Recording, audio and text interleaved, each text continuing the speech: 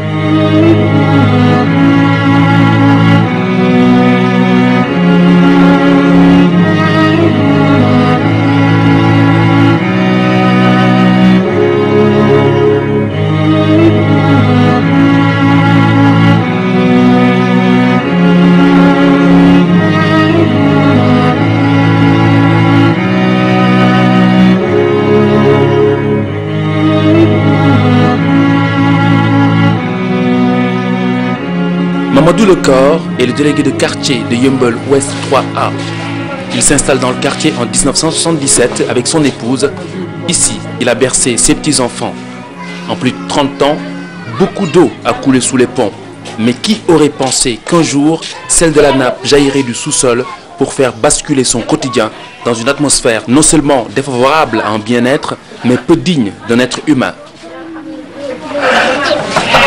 bu fekkee jàmm ak salaam dëkkoon nañu yàlla dina am dikk na parce que dox jàmm ak pexe yàllaay dogal ñun dëkkoon jàmm yàlla dikk na ak dogalam léegi napp bi yëg na nangu na quartier bi ñoo ci toll du sama kër gi quartier bi laa wax de quartier bi ñun ñëpp ñu ngi ci polo ba lem koñ bi daan li nga daanaka kër yi yëpp baax na ba dem kër moo doon kër Jóob tukulóor dara fii dépôt gaz la woon fii bitig la woon bitigu sàmm la woon gaa gis nga ko nii fii la ñëpp daan jël waaye ñoom ñëpp toxu nañu dem na kenn mënatu fee nekk waaw. waaw fii dañ ko abandonné yëpp kër gi dañ ko abandonné kër gi borom ba mu ko jëndee ba léegi mënatu def dara ndax ndox la waaw yëpp dañ abandonné. xamoon ngeen ñi fi dëkkoon. waaw kii moom ku ñuy wax Mamadou Abdoulaye Diouf ak Demba Diop. ak Demba Diop kër Ali Diallo moo nekk nii. waaw ak Demba Diop waaw. waaw.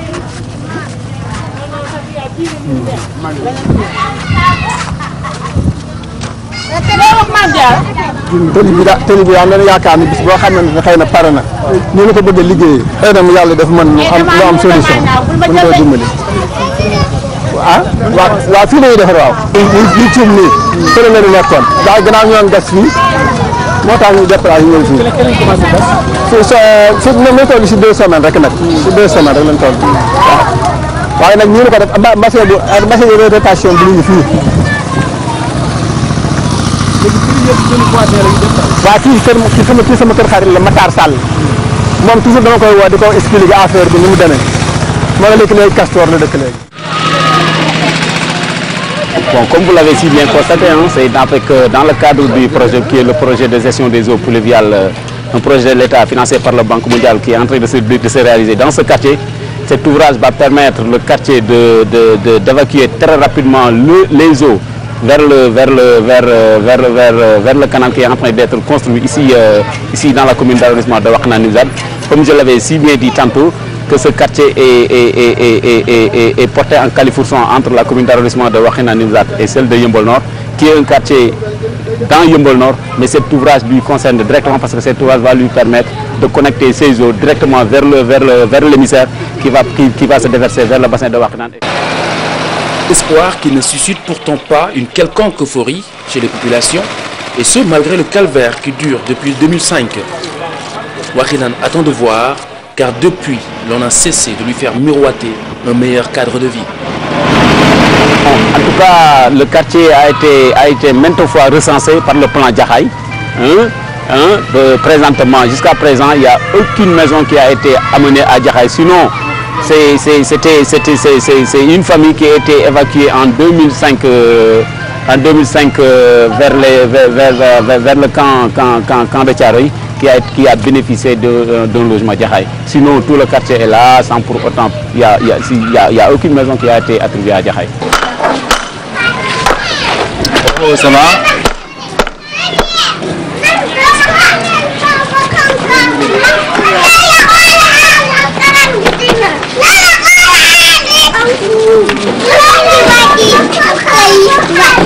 malay fa yow joxal ma ko ñaar yow ba ma pare jox ko date bi mu dem. mi ngi wax kon nag mi ngi wax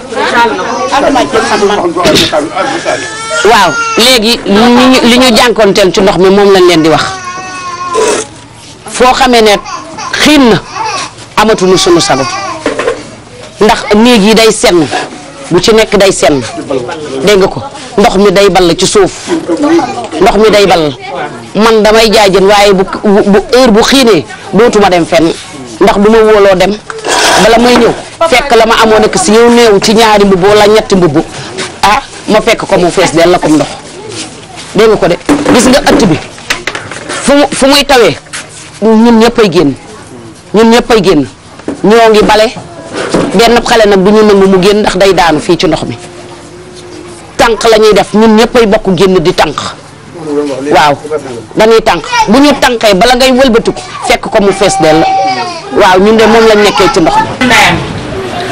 ñoo fi jël see léegi. jour bu ñu xëyee suba bu nekk bu ñu xëyee dañuy ŋàcc foos bi ba ndox mi di wàññeeku ñu doog a bu dul nawet billaahi wallaahi taa ñu doog a mën a dem ci douche danoo ŋàcc ba kaawte ba nga xam si ñun seen i jabar bu ñu bëggee dem ci wanag bi dañuy ku nekk boo bëggee sangu da ngay ŋàcc doog a am foo taxaw pour sangu boo bëggee dem douche da ngay ŋàcc doog a dem douche loolu métti na. waaw kaay de. fi mu nekk nii taw ñun ci mois de tey la 4 juillet da nga am taw baax boo xam ne bii indoon naa tuwaat mais teeku ndox maa ngi nii lépp fi lu nga ko gis nga xam nga ne ndox maa ngi dem te tey la 4 juillet teeku ndox maa ngi génn xoolal sama kër ci xoolal ni mel ndox maa ngi génne ci suuf da nga am tuwaat di dem nak sama kër yëpp nag kër goo dem fi mu nekk nii amatu dara ndox maa ngi génn dem te amul benn ndimbal benn saafara. xel bi y a 2 bassins bassin bii am na bassin bu nekk kaw comme 2e bassin bii nag moom bay wetu bëri rek ñu wax bassin bële moom it kii mooy premier bassin bi. fii nag la gaa yi bëgg a indi ndox mi man fii lañ ko bëgg a jaarale ak bassin baa ngi nii. deuxième bassin baa ngi nii. waaw deuxième après day jaar noonu dem deuxième bassin bi mën na. oto bi day yëngu waaw. yéen bi ngeen di ñëw boobu bassin am. déedéet bassin bi su ma ndox mi moo tax nu gas ko ndox mi taa fii moo tax nu gas bassin bii pour ndox mi di mu ay wàccee ndox mi. fii ay kër fi nekkoon fii ay kër fi nekkoon am na sama benn kër jarbaat boo xam ne fii nekk Iba Seck ba léegi jotul këram. këram mi ngi woon si biir ndax bind nañ ko ba léegi jotul këram te man maa ko jëndaloon mi nga fekk fee.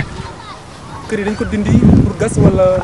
dañ ko dindi ko gas bind leen waaye ñi nga xam ne seen kër ndox mi dàqoon na leen ba nga xam ne bii dëkkatuñu si woon ñoom bànn na yooyu ku ñu fekkoon nag jox nañu la kër Jaxaay mais moom dafa bokkoon si ñi kër nekk woon këram lu tëj ko nag joxuñu ko kër. léegi dansé na si koñ bi nag daa fekk waaw am na benn saret bu fi duggoon ak borom daw ba dugg si biir xamul. amul dafa amul kenn da nga am du dara.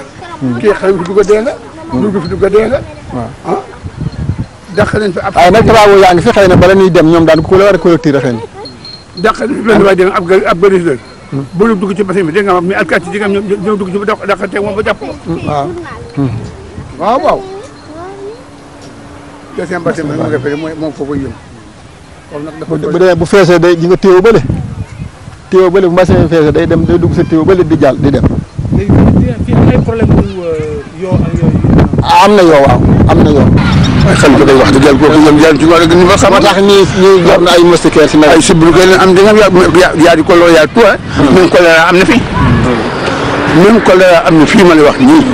parce que ñu nekk ci jafe-jafe loolu yëpp da nga am na nga ko répété. Les inondations touchent Dakar, sa banlieue, mais également une bonne partie du Sénégal. Certaines zones se révèlent plus exposées. Comment les choses se présentent sur le terrain pour la population sinistrée, des familles qui continuent d'évacuer les eaux? Dakar, 136 mm et plus à Touba, et un peu partout au Sénégal, 90, 100. Et donc c'est une très forte pluie, à l'issue de laquelle Monsieur le Président de la République ainsi que le Premier ministre, en rapport avec la responsabilité de déclencher le plan Orsec. Un garçon de 6 ans meurt noyé dans les eaux de pluie. Le spectre des pluies diluviennes de 2012. Les eaux avaient emporté alors au moins une dizaine de vies humaines. Cette saison avait suscité un élan de solidarité jamais vécu au Sénégal en faveur des sinistrés. Un reportage sur le calvaire maintes fois raconté de la banlieue de Dakar. Un cadeau empoisonné du ciel pour le président Macky Sall arrivé au pouvoir depuis à peine 5 mois. Mais que faire face à la force de la nature si ce n'est de partager la peine des uns et des autres? Et en tant que chef d'État, d'afficher une volonté d'apporter des réponses à ses concitoyens. Nous sommes passés, il faisait 2 h du matin dans certaines zones, dans d'autres il était déjà 3 h passées. Mais il y en a encore à cette heure qui veillent, s'il y a de la pluie ou si les motopompes sont bien raccordées. Et malgré donc cette peine que nous avons vue, j'ai trouvé des Sénégalais très croyants. Je serai à leur côté. Jour comme nuit, et le gouvernement aussi sera à leur côté. Ensemble, le peuple sénégalais, même les étrangers qui vivent parmi nous, se sont donc mis dans ce concert de solidarité. Aujourd'hui, je me réjouis que la population, dans sa globalité et dans sa diversité, est profondément engagée. Les mesures du gouvernement sénégalais pour juguler le spectre des inondations, une enveloppe de 800 millions de francs CFA, en plus de 500 millions déjà disponibles. Une vaste chaîne de solidarité s'est déclenchée en faveur des populations victimes des intempéries. Côté gouvernemental, après la mise en branle du plan Orsec, supprimer le Sénat et réaffecter les fonds de fonctionnement aux sinistrés, une mesure donc annoncée par le chef de l'État qui réjouit les Sénégalais. Sonatel bi moo nekk nii lii am na fu mu jëmoon foofu sinon da nga koy xool xaaral Sidiki fatt leen lii ba pare.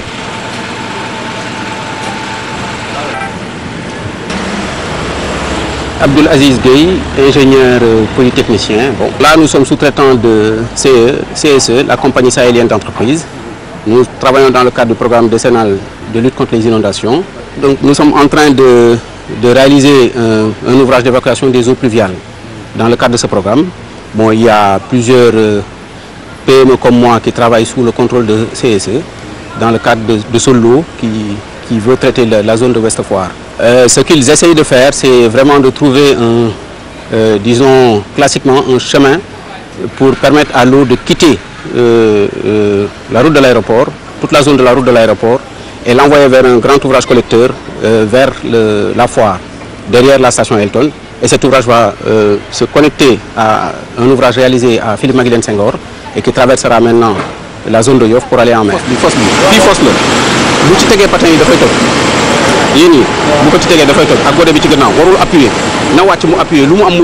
Si on est dans une zone, par rapport à certaines autres zones, ici on est dans une zone qui quand même est une zone aedificandi, où on a donc on peut réaliser un programme de construction de logements. Malheureusement, ce programme n'a pas été accompagné d'un programme d'aménagement.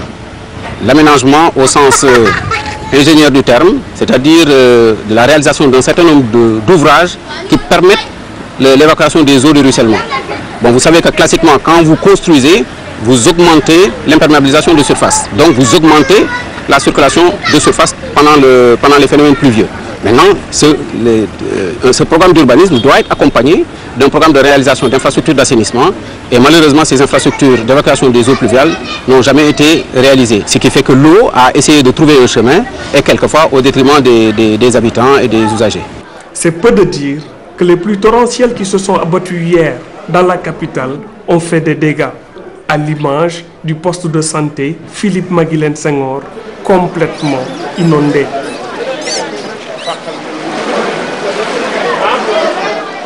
Avec les moyens du bord, on essaie d'évacuer des eaux qui ont transformé les maisons en mares. Les autorités essaient d'organiser les secours comme elles peuvent avec des moyens souvent dérisoires.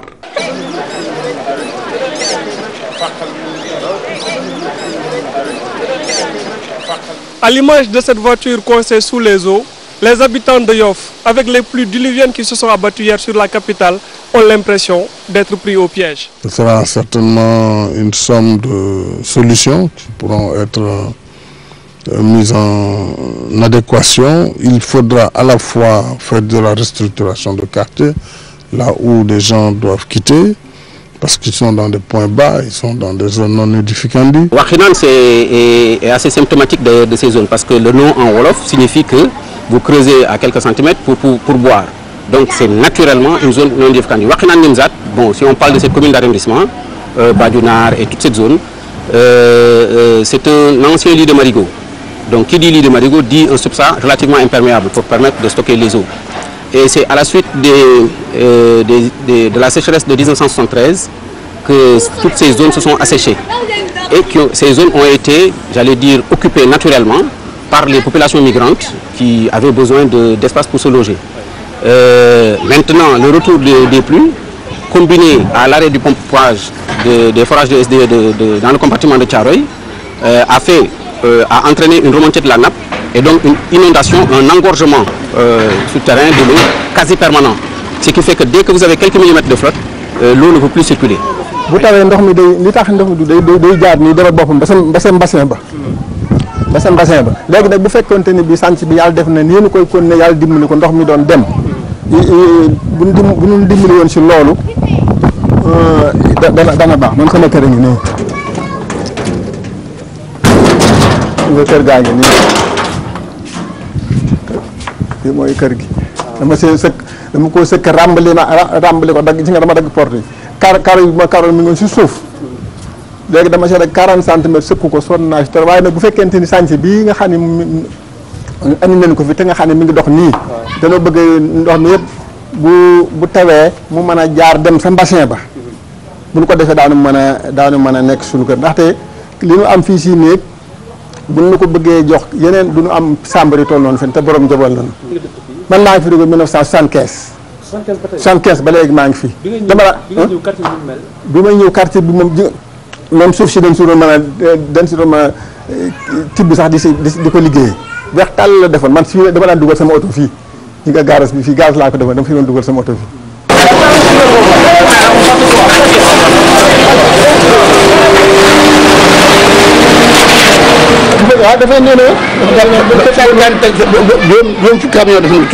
Ces pères de famille, à l'image de bien d'autres, sont bien dans l'angoisse.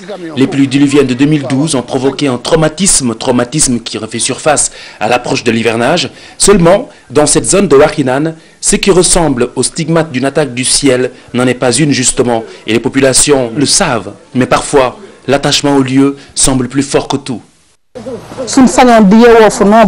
waaye xam na ni lii nguur gi waxaluñ ci état waxaluñ ci kenn waxaluñ ci te ku ay mébét di xool yow ñu fi ñëwoon 2011 ba léegi si xam nga ni fii dara soppeewoo ko fi. fii moom ku ni mën ka defal dangay wax lu la neex. Personne ne peut réhabiliter ce quartier. L'eau revient toujours reprendre ces quartiers. On passe notre temps à se battre contre l'eau en vain. C'est se tromper que de croire qu'on peut s'en débarrasser. fii ku ni mën nga ko defal dangay wax lu la neex. waaw dëgg la mani la fii nga jóge ñu ni leen ku leen defaral la mu bëgg ak fii xam nga ne du benn boo ko xoolee du benn ñee danoo étage ñun nag fii gisoo fi terrasse ba di fi gis étage kon xam nga ne ku ñu fi yëkkatee dem yóbbu ñu fu baax it ñun ñu jël. déedéet loolu du solution bu fekkee ñun bi nga xamee ne dina fii bili mayeen ñu ko dañu koo jënd biñ koy jënd maag sama sox si dale ko nii yàlla def ñuy dund man maa ngi dund xaalis ba nga xam ne moo jënd kër gi moom laa ko doon dénk keroog ba nga xam ne ngi jënd kër gi maa moom ñoo àndam sama sa moom jaay kër gi comme day la koor nga leer kër gi mayuñ na ko saraxuñu ko dañ koo jënd xaalis bi yaa ko yoroon bañ dem ci daañu ko mu am ay seexe noonu la demee kër gi kenn may na ko. nga yaakaar ni defar ko dafa metti loolu dafa jafe. defar ko de moom ku ko bëgg a defar te bëgg koo defar rek di nga toj bépp kër dem jox ñu liggéey. wala bu jafewul tabaxaat ko yeneen tabax yu bees waaye tabax yi xam naa ne yow sa doole bopp rek boo ko nee nii rek tabax bi màbb moom. man mii moom ràgg mi. billaahi wallaahi taala. kër ndox la mas a doon booba nag ñun def woon na ni ñu ko def woon na ni moo si dem ba mel nii waaw. mais bi ngeen di ñëw xamoon ngeen ni kër ndox la. man bi ma ñëw xaw ma ko woon dëkk naa fi am na fi ñu ma fi sama doom yi fi juddoo ba am lu wet 20 ans mosul mel nii ba 2005 la soog a def nii sama doom yi bari fi doon juddoo. li ko indi daan xam naa ni ndox mu bare meeg bekkoor bi léegi suuf bi napp bi mooy yéeg napp bi mooy yéeg napp bi yéegee nag ndox mi dootul mën a aspirer ndox mi il faut que mu taa moo tax moo indi inondation. loolu dañoo wax ni fii ñu dëkk te temps yi jëkk ya booba tax loolu dañ koo sëkkoon defar ko ba mën cee dëkk ñu nekk ci léegi nag bi nga xam ne di nga am yàlla def li bekkoor bi jeex na nawet bi ñëw boobu nag ndox mi gën naa nii waaw. si yan jamono lañ ko sëkkoon. ah yàgg na parce que fii dëkk bi lébu la yow lébu nga yow lébu nga du ma wax affaire lébu parce que tu es pur lébu daa am séparé bi ko xam ne nii rek dëkk bi lébu benn di ñu ñëpp benn famille lañu kenn mënu koo xaar parce que benn kër gi mënoo koo xaar jëm fii ngay jël génn kan ñu bëgg ko masal fii yéen di benn yoon.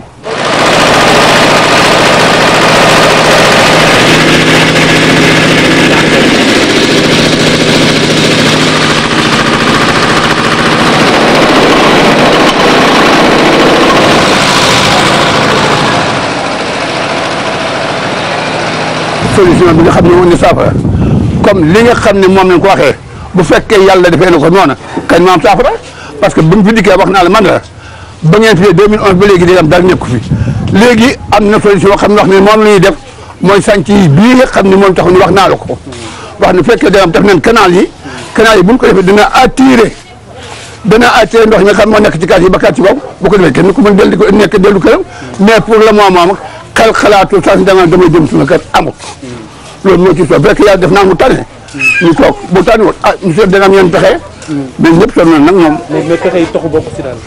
ak déedéet parce que xam nga lu tax bokk man borom njaboot laa keneen borom njaboot la sama kër gi ci boppam rek am na da nga am sa ñeent yoo xam ne ku nekk yaa doon sa njaboot te bu ñu demee fenn da nga la nga xam ne da nga am fekkoon gouvernement bi def na loo xam ne da nga wax dëgg yàlla am na solution boo xam ne ku mën a taxaw da nga am taxaw sa njaboot mënu gën a waaye ko amul wenn fexe ko amul looy gën a amul na nga def waaw su ma bëggee taxaw da nga am dem njaboot gi am fu ma leen def am na fu ma dem di loolu day métti. Au-delà de l'aspect dégradant de ce cadre de vie, les risques d'électrocution sont permanents. courant bi chaque nawet dañuy installé waat courant bi day dee fi mu ne nii bu ndox mi ñëwee dañuy éliminer courant bi day éliminé wu dañuy defaat yeneen installation dangay maytu wala bu taayoo pare boo nee nii ci miir bi dalay maas. sonn nañu fu coono yem. yaakaar nga ni Macky Sall mën na dara si ndox buy ball ci suuf. ndox buy ball ci suuf mënu ci dara. waaye ci man bu ñu dimbalee fosse bi ñu dimbale nu ku nu ko gasal defaraatal na ko ba mu baax. bon ball bi dina tane looloo tax. waaw loolu rek lañ ci ñaan de. Macky Sall mënuñ ci ball bi da ndax ball bi yàlla la. ball bi bu doon doomu aadama ñu koy teg kon dañuy xeex suba ba ngoon jot. waaw waaye doomu aadama teguñu ko. affaire courant moom xam nga nawet lay bañ ba nawetee bu fekkee dënnu yi dafa tegaloo dañuy coupé courant bi parce que dara wóoru ci parce que léeg-léeg da nga am courant bi coupé fii lii dog ku ci aw dara mu jàpp la loolu aussi te ñoom gannaaw loolu nag on n'a pas lumière mu ngi nii dara xoolal guddi gi maa ngi wax ak yow de mais guddi kenn du gis kenn koo xam ne kii amoo xam li leen téléphoné ko amoo portable amul ampoule doo génn parce que yàlla xam na ko ko amul ampoule foo mu def xuyu mel ni ay njëkk fii naaw pour lan parce que amuñu dara ah te fi ngay dëgg sax gisoo ko duut bi ñoo cee dem te amoo kii kon affaire courant am nañ problème am bu fekkee mu ci ni wàññi ngir yàlla ci yàlla tax. Des attentes, des demandes, des réponses ou des promesses, des déceptions ou des satisfactions, des renouvellements de confiance ou des sanctions. Le rapport s'avère assez complexe et si chacun à son échelle assumer ses responsabilités. Bon, la seule responsable qui peut incomber les habitants de ce quartier, c'est qu'ils ont connecté directement le fosse septique dans le sillon, dans le creuset que vous avez constaté qui déverse directement vers le bassin. C'est la seule responsabilité. Bon, on peut même dire que ce n'est pas une responsabilité puisque la nappe remonte vite, le fosse septique remplit très rapidement, le quartier est inaccessible, les camions hydrocureurs ne peuvent pas pénétrer dans le quartier, ils sont obligés des fois de déverser les produits fécaux sur le sillon ou de connecter directement leur fosse septique sur le sillon que le plan Jaxaay a construit ici. ndox mi yi si bare léegi nit ñi bu ñuy sangoog di kii xam nga foos yi amatul daanaka foos li ñuy sangoog yooyu yëpp mooy jaar si tuba yi di dem ak ndox mi ni muy génn si suuf si ndox mi gannaaw ko suuf si naanatul dara boo sangoo sax du ko mën a naan moo tax mu jaar nii di dem. Vous savez, bon, pratiquement comme toute la banlieue de Dakaroise, ici c'est des quartiers spontanés, non structurés. Les gens sont venus habiter vers les années 70. Hein, à cette période, c'était la sécheresse, les pluies n'étaient pas nombreuses, il n'y avait pas de risque d'inondation. Les gens sont installés et puis ont habité leur maison. Mais présentement, depuis 2005, la date des inondations, ce quartier qui est en califluction entre la commune d'arrondissement de Yeumbeul Nord et de Wakhinane Nimzatt est confronté à d'énormes difficultés liées aux inondations. Maintenant, ça c'est vraiment un déficit de planification urbaine, c'est-à-dire on n'a pas pensé l'occupation de l'espace urbain et on a laissé les gens occuper des espaces qui, selon, si vous prenez le gérondif en latin, non aedificandi, qui ne sont pas à construire maintenant et dans le futur. C'est une action qui doit se continuer dans le futur. Et donc cette zone qui était déclarée non aedificandi a été occupée. Et après maintenant, corriger ce problème devient extrêmement compliqué. C'est comme coudre un habit sur quelqu'un. C'est ça l'urbanisme de rattrapage. Ça coûte beaucoup plus cher et c'est pas garanti. Et il pleut, heureusement. Voilà, à la on se met à la droite. Donc si on s'arrête sur le concept non aedificandi, si on l'étaye, ça donnerait quoi? Ça donne que c'est une zone qui, selon le plan directeur d'urbanisme, c'est-à-dire selon les documents de planification urbaine, comment on doit occuper l'espace dans le temps, cette zone ne devait pas être occupée à des fins d'habitation. Parce qu'on dit non aedificandi, ça implique le présent mais également le passé. Voilà, c'est le gérondif que vous utilisez en latin, non aedificandi. Donc c'est une action qui commence dans le présent et qui continue dans le futur. Mais malheureusement, ça a été laissé pour compte. Cet urbanisme de rattrapage maintenant, c'est ça qui fait qu'aujourd'hui on parle de restructuration, de couper, de délocaliser des populations à des coûts qui sont faramineux. Mais c'est simplement parce que l'État sénégalais n'a pas pris les précautions pour faire respecter la réglementation urbaine en la matière. C'est-à-dire, là où on ne doit pas construire, personne n'a le droit de construire. Il y a des raisons techniques, sociologiques, économiques qui font qu'on déclare une zone non aedificandi.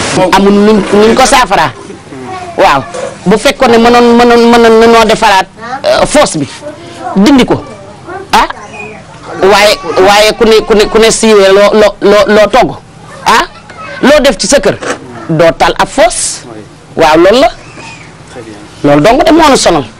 ñu gëm ko xooloon nañ wax ju rafet yoo xam ne Sénégal jëpp ñu xool ñu ngi ñuy déglu ñu ngi wax kuy laaj ndimbal de doo xuloo doo xeex ñu xeexuñ xuloo ñu kon jàpp leen ci ngir yàlla te yàlla tax la ban jógee si jafe-jafe yi nekk yàlla ci yàlla génne yéen nag yéen lu leen ci wax baax rek def leen ko wasalaam.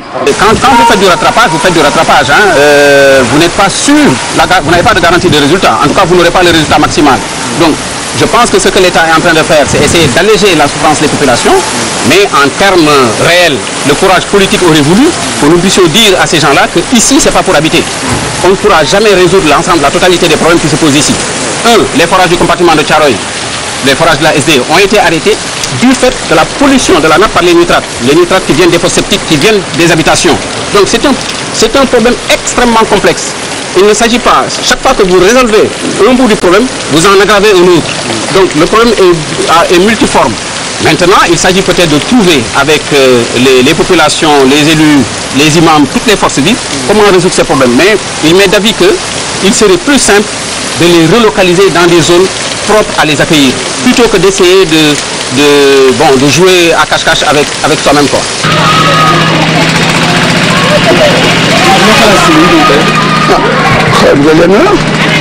ñu wax ni leen fekk canalisation am na bu fekkee yàlla def na mu nga xam ne am dox na mbaree dégg nga suñu kër waaye fi mu nekk nii ñu xam nañ kër yoo xam ne ji borom njaboot lañu suñu kër yi suñu njaboot tasaaroo na ñi wéy ñi dañ leen abal ay kër waaye nag bu fekkee lii moom pare na te nga xam ne ni ñu ko waxee am na mu toog suñu kër mënu gënal